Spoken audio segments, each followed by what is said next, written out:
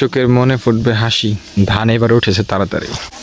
আজকে আমাদের ধান উঠছে, এটার মধ্যে হচ্ছে 75 ধান চিকনাস। খুবই ভালো লাগতেছে ধান উঠছে। আরে আসসালামু আলাইকুম, কেমন আছেন সবাই? আল্লাহর অশেষ রহমতে ভালো আছি। ধান আলহামদুলিল্লাহ মোটামুটি পেকে গেছে। এই ধানগুলা প্রায় পেকে গেছে, কয়েকদিনের মধ্যে এগুলা কেটে ফেলবো।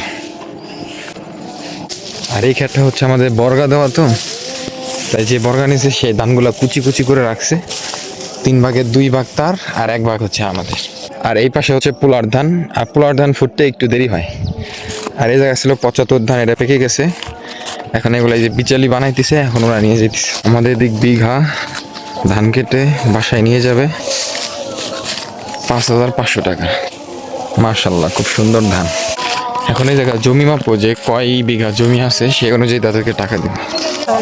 কি কাকা, আপনি জমি মাপছেন একরকম আর মিথ্যা কথা অনকে?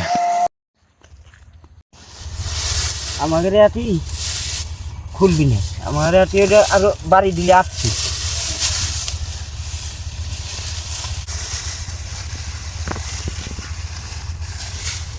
দুই তিন দিন আগে আমি একটা ইনকিউবেটর অর্ডার দিয়েছিলাম কোয়েল পাখি ডিম ফোটানোর জন্য। তো আজকে বিকালবেলা এটা ডেলিভারি ম্যান এসে দিয়ে গেল। এখন চেক করবো যে সব কিছু ঠিকঠাক আছে কিনা, এরপর লাইন দিব, ডিম বসাবো। ধান আনার পরে এখন ধানগুলো আমরা মারাই করছি। আর বিচুলি বানানোর কারণ হচ্ছে বিচুলি অপচয় কম হয় আর খ্যার অপচয় বেশি হয়। প্রতি বছরের ন্যায় এই বছরও আমাদের এলাকায় টুর্নামেন্টে খেলার আয়োজন করা হয়েছে এবং সেটা খুব সুন্দরভাবে হয়েছে। কিন্তু আমি সারাদিন মাঠে থাকার কারণে দিনের সময় পাইনি।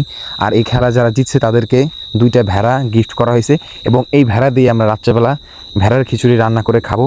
আর এখানে ভাই ব্রাদার সবাই ছিল, আমি যেহেতু আসতে পারিনি তারা ভিডিও করে রাখছে, আপনাদেরকে দেখাইতেছি। এখন আমি খুবই দুঃখিত যে আসতে পারিনি এরকম একটা টুর্নামেন্টের জন্য। যদিও রাত্রেবেলা আমি আসছিলাম যখন রান্না বাড়া হইতেছিল, গোস্ত কাটা হয়েছিল। আর ওই যে ভেড়া, ওই ভেড়া দিয়ে আমরা রাত্রেবেলা খিচুড়ি রান্না করে সবাই খাইছি। সবাই দোয়া করবেন আমাদের জন্য। ভালো থাকবেন, সুস্থ থাকবেন। আসসালামু আলাইকুম রহমতুল্লাহি ওয়া বারাকাতুহু।